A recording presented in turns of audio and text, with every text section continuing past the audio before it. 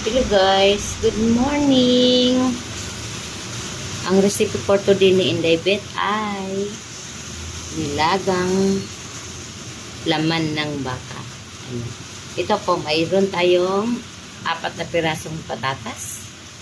Mayroon tayong sibuyas, tanglad, lemongrass yan, sa kaluya.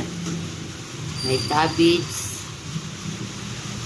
At ang pangpasarap talaga natin ang saging saba.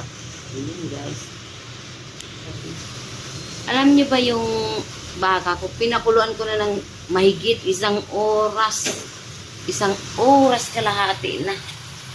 Nilagyan ko pa siya ng mahiwagang tinidor.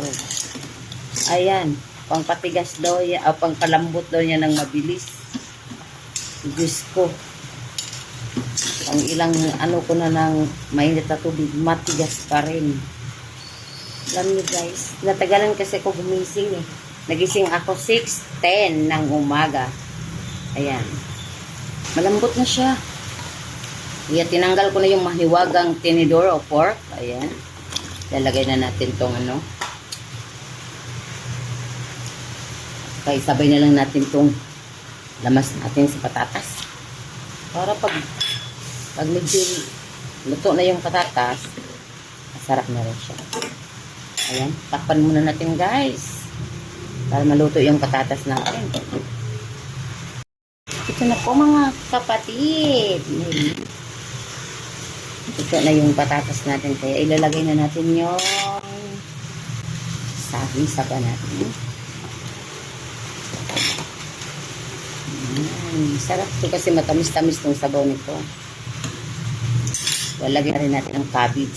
Sasarap na natin ito. Sarap nito mga kapatid. Talaga niya.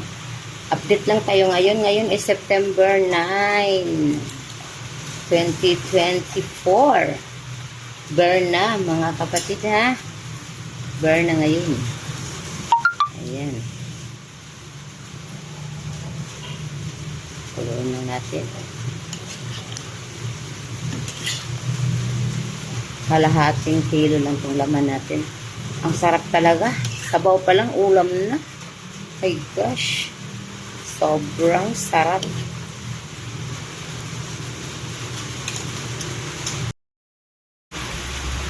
Finish na po ang natin, yung lagang baka. Ayan. Thank you for watching guys and God bless us. Patayin na po natin yung apoy. Ayan, finish na. Ready to serve na po siya. Thank you and good morning. Ito ang pinakamasarap na ulam ngayon kasi taglamig. Thank you.